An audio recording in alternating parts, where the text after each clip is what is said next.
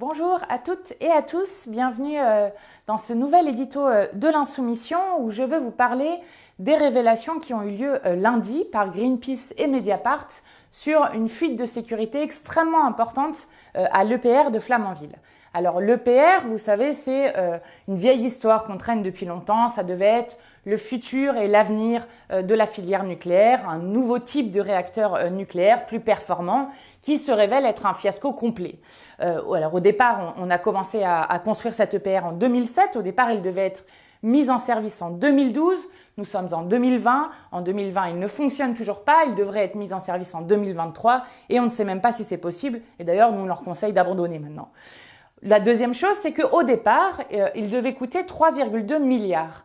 Là, on sait que déjà, la facture s'élèvera à minima à 19 milliards d'euros. Donc les coûts ont complètement explosé. Et puis surtout, cette EPR s'est retrouvée être une faillite technologique complète avec des problèmes de sécurité de partout, donc sur la cuve, sur le couvercle, sur un mur de la piscine nucléaire qui est endommagé, sur des soudures qui sont défaillantes. Il se trouve que c'est aussi un fiasco social complet puisque Bouygues a été condamné parce que sur ce chantier, il avait embauché 460 salariés roumains et polonais qui étaient embauchés, tenez-vous bien parce qu'il faut suivre, par une entreprise irlandaise mais via une filiale à Chypre avec des contrats qui étaient rédigés en grec. Donc ces travailleurs détachés ne pouvaient pas suivre. Donc c'est un fiasco dans tous ses aspects, cette EPR, et c'est censé être l'avenir radieux du nucléaire. Et donc, qu'est-ce qui a été révélé exactement lundi ? Ce qui a été révélé lundi, c'est des milliers de documents, des milliers de pages, qui sont en fait les plans de cette centrale nucléaire, qui sont arrivés jusqu'à Greenpeace, par la voix de quelqu'un qui n'était pas habilité à avoir ces informations. C'est-à-dire que normalement, il y a un petit groupe de personnes qui a le droit d'avoir des informations qui sont liées à la sécurité d'une centrale, mais évidemment, vous comprenez bien le danger d'avoir des plans d'une centrale nucléaire qui circulent en dehors de ces cercles-là et qui peuvent tomber dans des mains malfaisantes à n'importe quel moment. Pour vous donner une idée un peu de ce qu'il y a dans ces documents, j'ai rencontré lundi à Mediapart la journaliste qui a sorti cette révélation et qui a consulté les documents que Greenpeace a reçus. Et notamment, dans ces documents, alors vous retrouvez l'emplacement exact des caméras, et y compris les angles morts des caméras. Vous retrouvez où sont exactement les détecteurs anti-intrusion. Vous trouvez aussi l'emplacement exact des alarmes, vous trouvez le schéma électrique de la centrale, vous trouvez des photos très précises, donc avec des lieux des bâtiments et les coordonnées GPS de chacun des bâtiments, de la piscine, etc. Et vous trouvez aussi des photos très précises, notamment du portail, où on voit même la taille des boulons, pour vous dire la précision des choses. Donc c'est des documents extrêmement sensibles qui ont fuité. C'est des documents qui nous mettent en danger et qui, en fait, sont véritablement presque un mode d'emploi de comment faire une attaque sur ce réacteur EPR.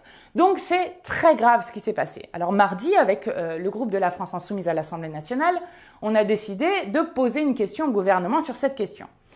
Alors, je pose la question au Premier ministre, qui ne daigne absolument pas me répondre, et je commence par lui dire que c'est quand même incroyable qu'après des révélations aussi graves que celle-ci, il n'y ait pas eu un mot ni du Président de la République, ni du Premier ministre, ni d'aucun des ministres sur ces révélations qui pourtant engagent la sécurité nationale.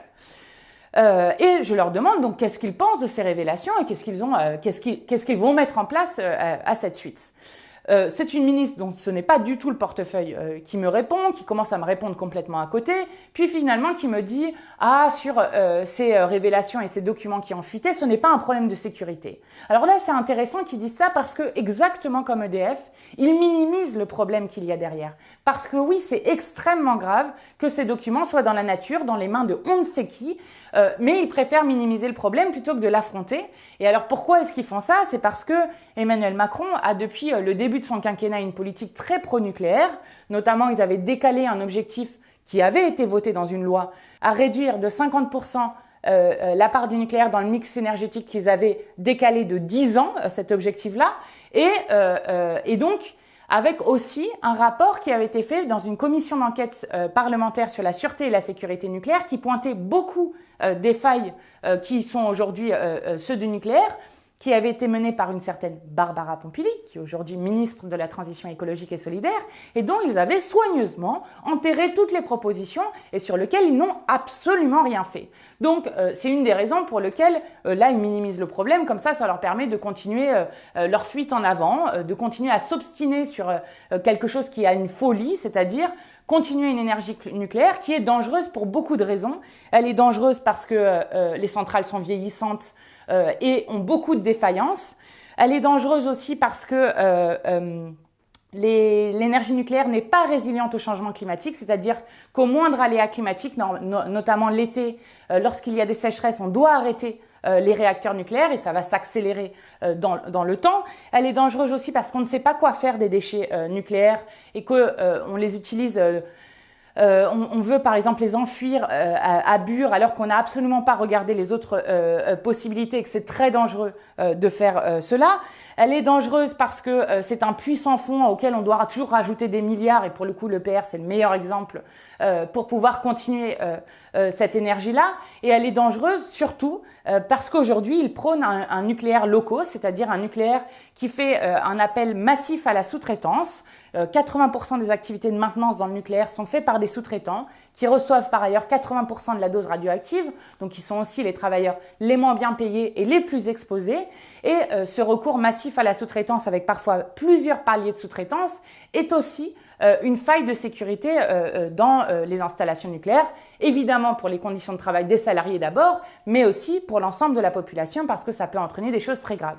Et d'ailleurs, dans ces révélations, une des choses qui est pointée, qui explique la fuite de ces documents, c'est notamment une cascade de sous-traitance sur lequel le gouvernement refuse d'agir. Et d'ailleurs, j'avais proposé au nom du groupe de la France Insoumise une proposition de loi sur cette question de sous-traitance avec une convention collective unique, un encadrement strict justement sur les niveaux de sous-traitance et une réintégration dans les entreprises EDF, Framatome, etc., de ces salariés dont nous avons impérativement besoin des compétences. Donc bref, sur tout ça, ils ne veulent pas agir et c'est intéressant puisque le lendemain même de ces révélations, donc mardi, au moment où je posais la question au gouvernement, Emmanuel Macron était au Creusot, donc qui est l'endroit, l'usine où on fabrique de nombreuses pièces pour les réacteurs nucléaires, et qui est là aussi l'objet d'un scandale nucléaire. On voit bien l'opacité autour de ce modèle nucléaire puisqu'il y avait eu 400 falsifications de documents qui fait que dans beaucoup des centrales nucléaires françaises, il y a des pièces qui sont défaillantes, notamment la cuve de l'EPR qui a été fabriquée là alors qu'EDF et Areva savaient. Donc là aussi, on a un scandale du nucléaire et où Macron a redit tout son amour qu'il avait pour le nucléaire, etc.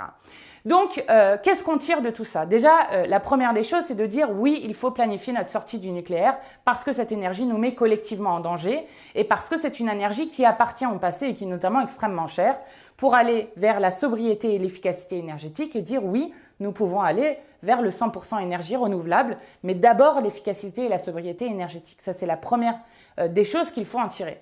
La deuxième des choses qui est quand même intéressante, c'est que ce gouvernement fait que de nous parler de sécurité.